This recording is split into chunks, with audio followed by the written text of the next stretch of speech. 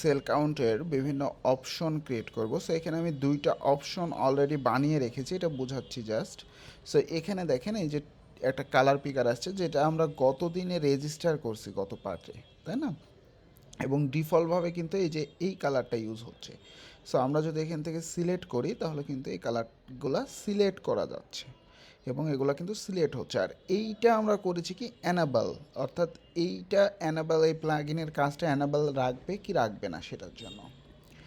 ওকে, so এই কয়েকটা option আমি বানাচ্ছি, পরেরগুলো তাহলে নিজেই বানিয়ে ফেলতে পারবেন। সো এই দুইটা আমি একটু দেখাই দিচ্ছি কিভাবে আমরা কাজ করতে পারি।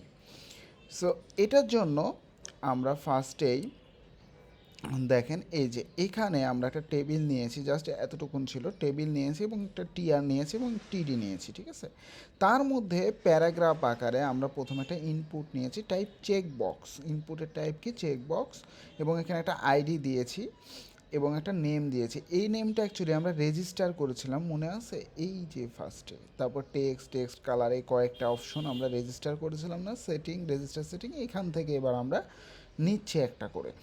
সো এটার ভ্যালু হচ্ছে 1।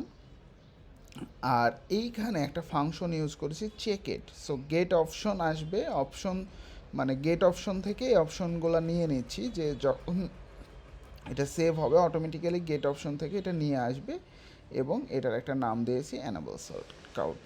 সেমভাবে আর একটা প্যারাগ্রাফ নিয়েছি টেক্সট কালারের জন্য লেভেলে, এবং এখানে ইনপুট টাইপ টেক্সট, এবং এটার একটা আইডি জেনারেট করেছি, তারপরে একটা নেম জেনারেট করেছি। সো নেমটাই একটা হচ্ছে আইডি দিয়ে দিই, আর এখানে একটা ভ্যালু সেমভাবে আমাদের এই যে টেক্সট কালার, ঠিক আছে, ভ্যালু।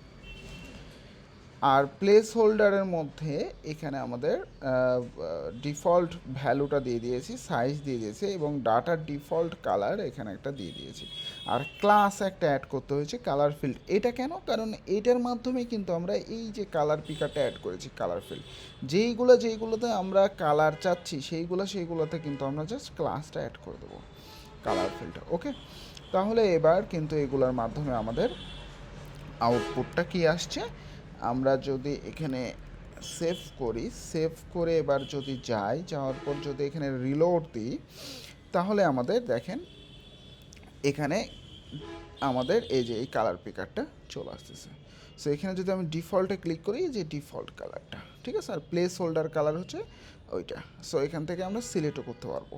সো এইভাবে আমরা নেক্সট অপশনগুলাও, নেক্সট যে অপশন এখানে আছে সেইগুলো বানিয়ে ফেলবো, এবং সেভ একটা বাটন লাগবে আমাদের, যেটা আমাদের কী হবে, সেভ হবে। এখন কিন্তু সেভ হচ্ছে না, যার কারণে গেট অপশন থেকে সে তুলে আনতে পারছে না।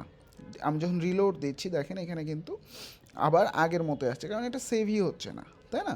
সো আমরা সেইগুলা করে ফেলবো নেক্সট পার্টে, ঠিক আছে?